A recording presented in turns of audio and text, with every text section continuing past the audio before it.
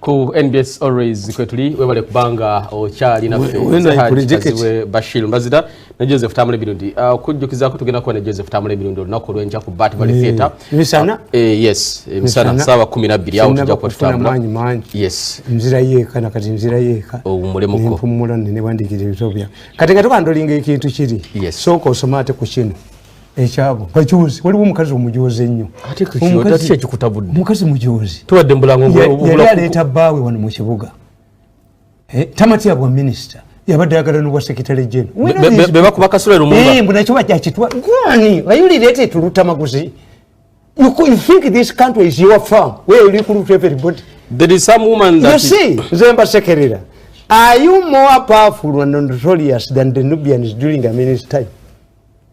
Ate bano bali weak is a minority. Why?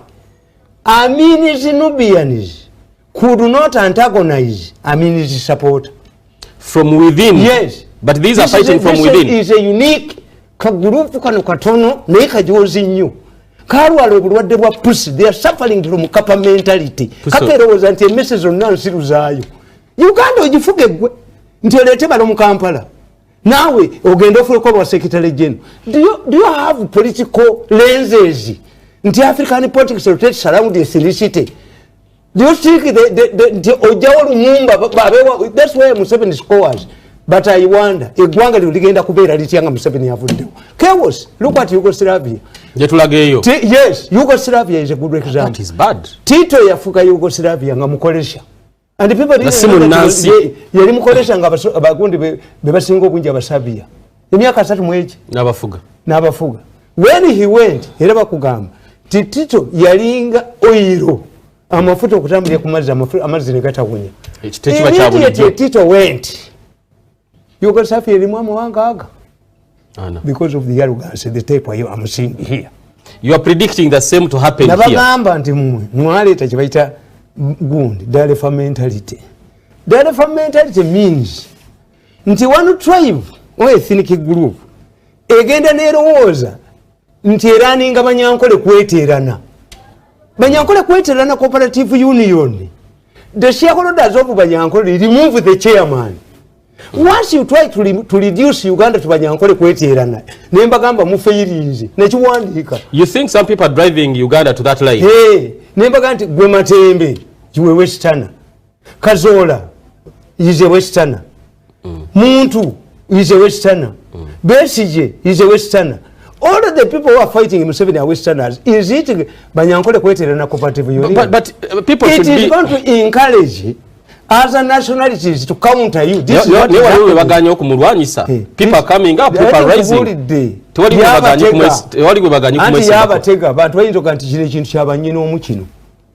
Who is responsible for this? Banyankole kweterana arrogance. Nti omukazi alowooza debba gye mu kibuga because they have some small money. Wayina kigwe. Bajja kufulutulekana olijjayo kikoyi. Wa omukazi oyo gwe. Why tell them? Openly kubanja kubeerawo wano. I'm not going to run away. Ne ekisuula gavumenti nti certain group ejja negiwamba. For us we are lucky. Nawandisa akatabo kange era kati bakaguze nnyo nti we shall have a blood succession. Omusayi gujja kuyiba bana Uganda tebayinza kukkiriza muntu yeteeka ku nyamanzibe. You are not more powerful than the Nubians. You are not, in fact, when you ask, a political scientist like me, can you describe Amini's government? Amini's government is not easy to explain. Was it Islam or Nubian? Ngabakamulega bali more powerful. Bajumba Masakazi bali more powerful. Kamulega was more powerful than Moses Ali. Kumulembe gwa Amini. Moses Ali ali finance minister. When somebody poses a question, was it Nubian or Islam? Hey, government ya Amin. Bwe yagabye ebizimbe ng'agabye ebizimbe mu economic wo. Live is illiteracy. Naye singa bigabibwa olwaleero bakyaba ababeera Kampala Road. Wanje? Yasiki.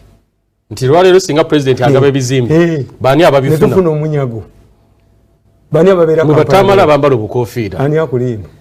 Abayimbi abawagira Museveni. Abo abambala obukofiira kyovula balwanira emmere mu lumbe. Ne bawogana abazide evavulu delegate n'awogana olwa ssente bampadde emitwalo 6 ufuna mmeka omusaala. Did you come for money? Wazze kuteeseza kibiina. Kati oyo delegate Omuyise money maker? No, those are money maker. In fact, half of them tekyalina Museveni. Ate nga baba gwe bagambe nti tewali ssente. Mwetemukola pate wammwe. Muli omutwalo gumu n'ekitundu ne babawo emitwalo nkaaga. Mulowooza nti ssente mmeka? Adi it. Abantu babadde omutwalo gumu n'ekitundu Nambole. Buli omu bamuwadde emitwalo nkaaga. Bw'oziyina. That's billions. Billions. Pate yammwe mugikontributingako ssente. Ababazifunye. Why are you quarreling? If I have enough food at home, why do I quarrel over emmere y'olumbe? Ngewuulya n'okuta. Ngazisirye na kulya. The moment you make lines I go. Wasijja kusookawo. Wano mu Africa tumanyi self service. Alikwata empuuta, n'ateekako enkoko, n'ateekako enkoko ensiike, n'ateekako ennyama ensiike, n'ateekako alya bibiri akamwe katabuka. Endulumbi yonna lweza oli n'asigala naye ng'emabega lya abatalidde. Ku NBS always ko tikyali ngende mukulu Joseph Tamale Mirundi. Ffe tubabuuli, when I predict 10 things, I see 8. This country is facing trouble. Because of the arrogance. Before I read here, if you say we are facing trouble and you predict 10 and you realize 8, how do we get out of this impending trouble? Anti bali panic bali deboka. They're very panicky. You arrest such a kubanga, such a kuba mutioga mu delegation conference. Arrest me and see. Nkuyingize kabuli phase 2. Singa bana bana banepaka kune bansiba mukomera. Phase 2 kabuli phase. Sizanya na busirusiru.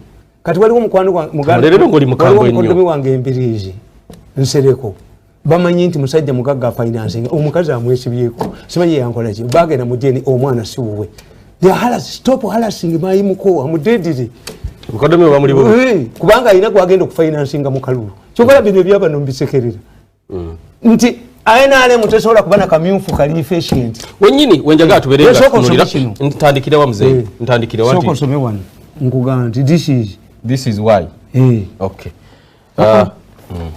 ani nkugamba soma one abutujja kulwawo it is parliament okay the invisible force kabuli phase jotwala abantu obanga goloza nti gwe weka abaana bo bebajja okulya gwani are you related to litamaguzi how many bullets did you fire in Rwero no bujozi era bo bagobaka section kabwe konna kalwala obulwadde bwa pussy. This is genetic. Agamba it is parliament in the driving seat of public affairs. It was parliament that was censoring corrupt government officials including powerful ministers. Parliament could handle people perceived to be so close to the president, like in the old debate that shook the government. It is parliament that seeks accountability from government and questioning human rights abuses. Or the records, parliament even handles wrangles in markets where the responsible minister or local authorities have failed. Such issues are under normal circumstances. Such issues under normal circumstances should not be under its responsibility because parliamentary roles do not go beyond the legislation. However, as a political institution, it must be opportunistic, which has earned it high public ratings. In the same book, I pointed out that an LC chairperson who believes in mob justice is always more popular than the one who believes in the rule of law. It is blind loyalty to the executive that had undermined Edward II's power as Speaker of Parliament. This taught Kadaga a big lesson and elevated herself from the attitude of her former boss. Okay. Thirdly, the handling of the rebel MPs and the Kadaga more support when she rejected the party resolution to get them out of parliament. The party position was that once a member is stripped of party membership, they lose their parliamentary seats. Kadaga, who is a member of the executive committee, supported the two roles. She did not oppose the resolution, but refused to implement it as a speaker in parliament. The rebel MPs and the public trust and their popularity soared up and above. They were seen as the voice of reason in the party, which was being threatened by an internal dictatorship. Rebecca Kadaga created a chamber in parliament to accommodate the rebel MPs. Her decision was upheld by the Supreme Court, and the rebels retained their parliamentary seats. Interestingly, they were all re-elected to parliament in the subsequent elections. The party allowed them back into its ranks, and the party constitution is still intact. This means that they owe the party leadership an apology. The party owes them. This means that the party owes them. It's the party?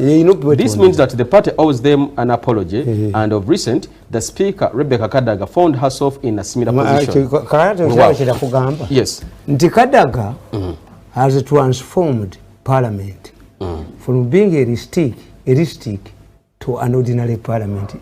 Our parliament operates like an one council. Chiyingira mu nsonga z'obutale. Yonna butale biki yekwata ku banene ababbi parliament. Kyeyandibadde tekola. Tekola. Parliament is for legislation. Naye mbagamba nti trend eriwo is tukiyita deprofessionalization. Tine baddokita bakoze journals where I don't need a doctor. Panado kitegeeza ti before you get a doctor tebalabika mu Europe. Nyizo kula erinnyo lyo n'ompaabira. Sooka obeere ku painkillers azaayira okuba ekibono ky'ekirwadde oba kiki. Kakati kati gayadde parliament n'agidemysifying. Okay. Everybody runs to parliament. Batunda essomero ly'ekabanyolo tukuze ettaka ly'ekabanyolo lya university nti ono muwanje gwe bagenda okukima ebuwo nga bano badduka dda waliwo omufuka simanyi tayeebwa simanya nga yadduka dda ettaka lina kasero liri mu layini lyonna university ebadde yina ettaka gwe kisembe ku gwe nuwanje bano bajja kuba batema dda kubanga mbagamba kisembeku mbagamba nti mmwe temusoma. As I speak today, Mugabe's family has surrendering. Government has repossessed 16 farms belonging to Mugabe family. Emyaka gye malanga ali mbukulembeze ebigunda byafuna. Ate mwana wasa mwono gundi waabwe. He wants to be his own man running away from Mugabe. Waabwe. Munangagwa. Baminisita bonna be yaleka mu government yenga bamugubye. Bonna bizibajjeko farm. Ayagala to make his own Dos Santos Mwangola abaana be bali luddawa balira ku nsiko ebyo bugagga bye babinoonya. Dos Santos yali aganye n'okubeera president wa Angola nga musajja mulebevu bw'ati tewali president Museveni yekka teri president asigaza power nga family egazi especially in a country like ours, a small country. Muyinza okugabana akamiro otamanya atutekisambi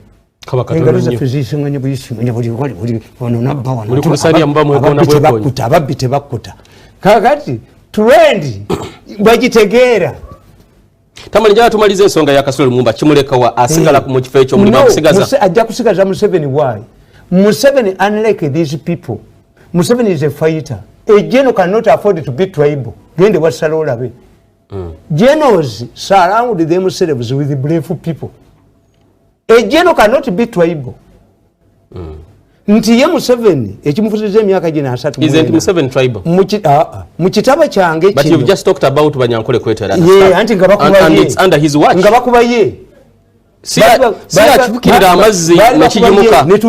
Tamale. Siya afukirira Banyankole Kwetera najogeddeko amazzi nemera nebiba Banyankole Kweterana. Bakuba ye. Tali aweya. Anti bofuna akaluko mu West wapi? Nabagamba nti Bobi Wine ekimufuula ow'omutawaana teri asuula gavumenti nga gisuulira ntungamu. Gavumenti bazisuulira mu bibuga. Kampala. Kasaamu mobilizing abo abaana ate nze mbatunuulira.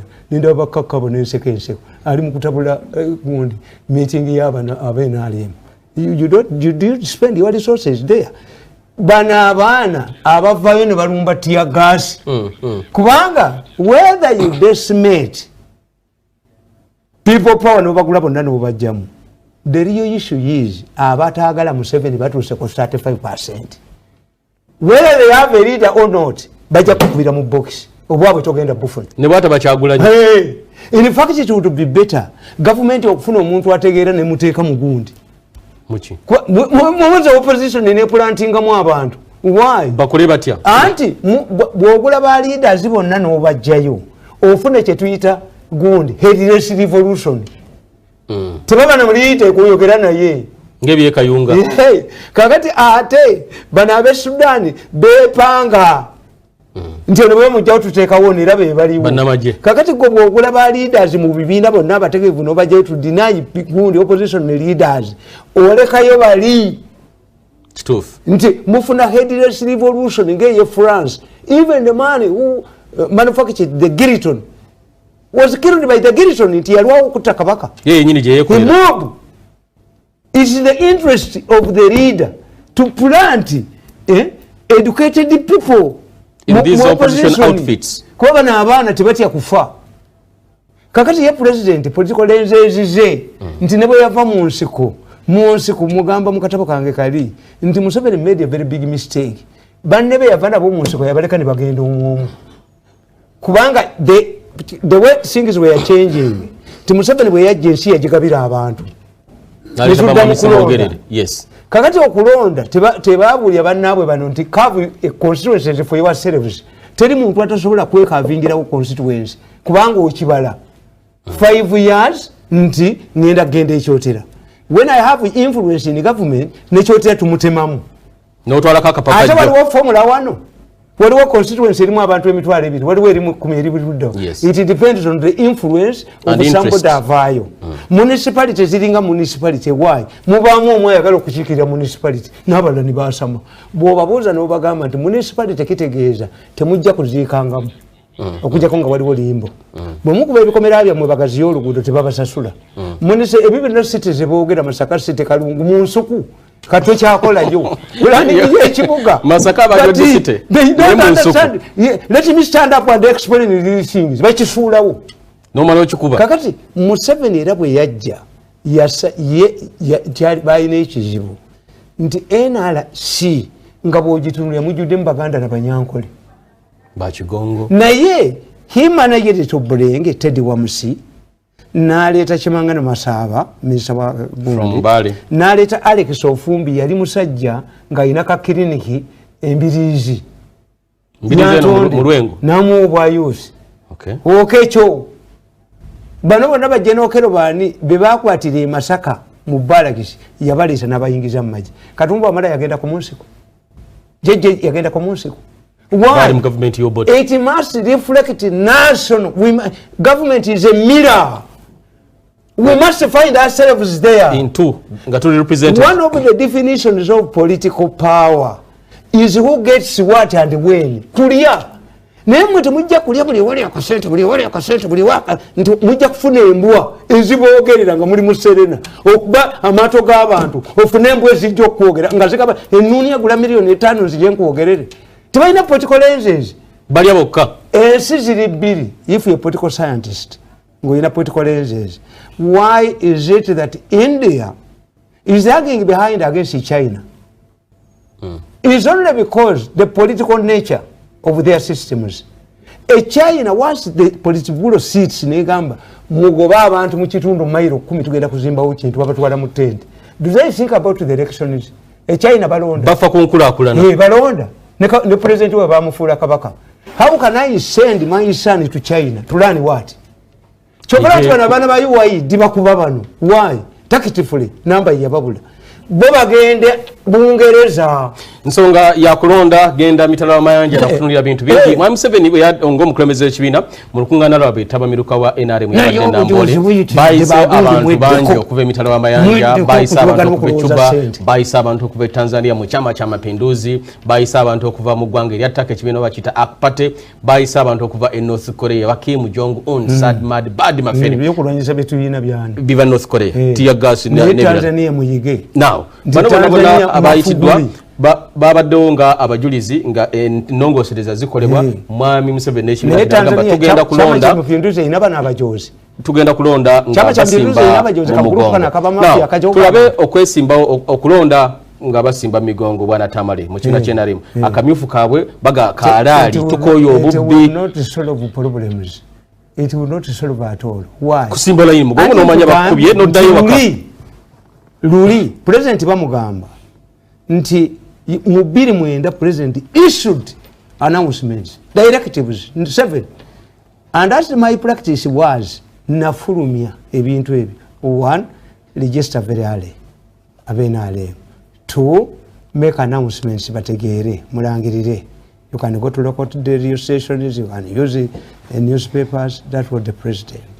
3 ensure nti akamyufu kali sala naga nti nsango obuzibu to fight independence kubanga nti akalute kali iki sala bakabba kuulu akabiri 10 bakabba nga ayogedde nga mwenda nga kati bwayogera n'agamba temusoloza kapa bantu michomo ekya side director ne bwakwata abasoloza emichomo babagamba Museveni is not law siyeteka minister local government yawere emichomo tayinza jiwera kubanga ba district leaders sebagala grants and nane grants ziri followed up by the auditor general. Okusimba mugongo kigenda kukolera ekibiina lwaki anti nkubuulidde nti 1 Mwanga yagamba Mwanga bwe yali asikana Kalupiters nga dirabu ensi Uganda agiwa German.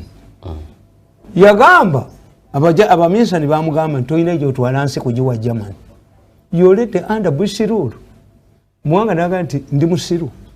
When the Bunyoro army attacked us, we appealed to the British. Stokes had soldiers on Lake Victoria. They did not even give us a spoonful of Obuganga. How can I trust these people? What they told us was that you erected the British flag in front of the advancing Bunyoro army. We fought the Bunyoro on our own. Ekintu ekyo kyabalemeramu nti Abangereza bagamba Mwanga nti kwata British flag ugisimbe Abanyoro tebajja kuyitawo. Mwanga nabaga nti ekigoye obugoye kiyinza balemesa. Kakati abena ali mu bamenyi bayita flag party flag.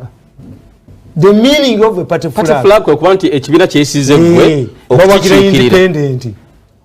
Flag kwa ekibira kiwadde gwe obwesigwa okikikirira. Yanti tebakimanyi. Nti flag si kigoye bwereke Mwanga who died 100 years ago. Value ekigoye tebagimanyi. Nti abantu abamanyi flag abasirikale bajja babiri bajjirako nakukuba essasi nga flag egudde. Ng'ogendo jijja ku muti. Bwegwa okusatu akubesa bajja babiri abagiwanulayo. Ono owemabeka kukuba essasi nga flag egudde. Eggwanga olisudde. Nti emmotoka erimu minisita flag ebeerako ani abimanyi. Kyovula gye babimanyi Kenya balwanira flag. Nti Kenya kati bakolera constitution bagaba n'ebifo tribe kabira eggwanga likanye okufugibwa. Buli bamu baagala okwerabamu because the source of money and wealth. Ofunye emmotoka ya parliament ya million 3. Ofunye emmotoka nene nnyo bweti minister. Kakati emmotoka bagenda baga nti obanga bagamba nga nedda naffe Pajero tuzirina. Naye bali abembalala nabo batuuka embala zina gye ziraga ne gye zitagenda. Pajero zonna zikwatambala ne baga nti anera akayije ziri. Naye zino bwe muzirabanga ziweta ku toto. Mutemutegeera nti n'embalala eriyo different areas. Atali mbalala. Yatali mbalala tezigenda mbalala zonna wamu nti zigende mu lumbe. Nazo zisaasaana. Oyinza n'okusangayo watali Pajero n'emu. So kakati Tango Doi agenda kumalako atya. Ayogerera mu baana. Oyayogera mbana basomero. Tango Doi yakulira akacooka ebyokulwa kenale. Muli nkugambye nti wanu fact. Yagenda okukulemberamu enteekateeka y'akalulu. That is one. Two. Waliwo abazu. I've written another book called Abazu. Bano beekozeemu ekibiina. Ekibiina ekikola ki? Beekozeemu ekibiina. Buli kafo bakawamba akabaka ba parliament naki. This is why this woman is arrogant. She wants to impose her husband in Kampala. Era I doubt whether Lukwago these are really good freedom fighters. Why should Lukwago attack gundi kitaka? Nga n'omukazi ayagala kujjawo kitaka aleete bbaawe. Waliwo omukazi omunene ayagala kujjawo yeyitawo kitalo nnyo. Are you related to Tulutamaguzi family? Babafunye obusente. Their fear is money. Yes. Omukazi avaawa atuula akola mulimo ki? Bannakenya musuubuzi muyimbi munnabyabufuzi muki? Ruto bamuganye. Ruto mwavu yatundanga sekoko kolera lines. Naye mwe temuyinza kulya mwekka. This woman ali invisible gogambye wamaanyi. Akola mu butale musuubuzi kalangala ajja kuddukayo musamize mu kikoyi kyokka. Nze mbabuulira tulabye abamaanyi wano. Abachi singa bye tumbidda na bubiddamu singa musoma history. Kakati nkubuulira nti one waliwo group egenda okusponsoringa abantu. That's one. How much money does NRM give a candidate? And what is required? The candidate will be asasulanga sente okwewandisa nominations. Akaluketa aga bilioni. NRM kwa milioni 3. Ate wesanga nga official candidate nga bwenda kugamba luli nti akiikiridde NRM nga wa Museveni abeera financial staffed. Opposition bajja kokatini owa NRM ayagala Museveni ebyaddala tebamuwa sente. NRM balina bye bawagira nga bakuba Museveni. Nze nakugamba nti taata wange Bidande yampako milioni 10 ku secretariat naye nga bagabeemwemu. Era bwe ndatuuka mu banka omukazi nankwata yali mu kyotala twazijjanga wano banka bagiyita bati. Naga how come that you have 10 checks? Because I'm special. I am very arrogant. Because I'm special. Special how? Bano bonna abazze wano balina check emwemu.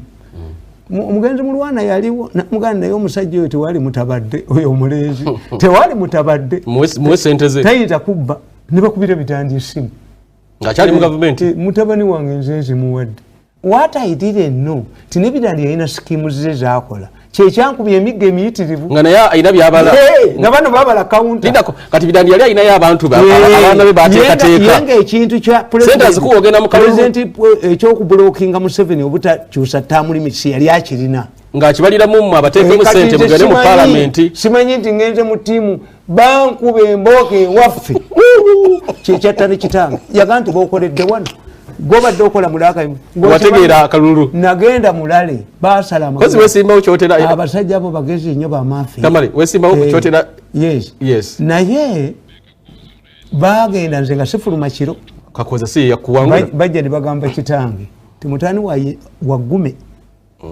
naye abantu bamulinze egindi bayitirivu nnyo balemeddewo it was normal napulinga crowds kasajja katono bwe kati naye sibo kwogera olwogera agati boda nezijja nnya tamala kunyumiza byayitamu mu kalulu nezijja nnya kitange najja nankonkona naye bwe gume lyo ligenda kuviiriza akalulu kwanza akange sifuluma kiro tojja kufuluma ababoda bazze bakuyita honorable jangu olwatuuka kulale omusajja alabika yali w'amagye nankwata ne batandika okunfumita ebikwaso awo mazi nga bano bafumita ebikwaso mpwa kuku okutono nagamba omusajja we nategeera nti w'amagye nemuga nina sitiiki gulunedi ngera gisumulula tutulikire wano nankuba ekigona adduka abawagizi bakwata tudduke abawagizi bakuba enduulu kyebamanyi nti bano banfumita bikwaso namala ebbanga nga zitula ku ntebe kumulamu katono nnyo tulikaniakalulu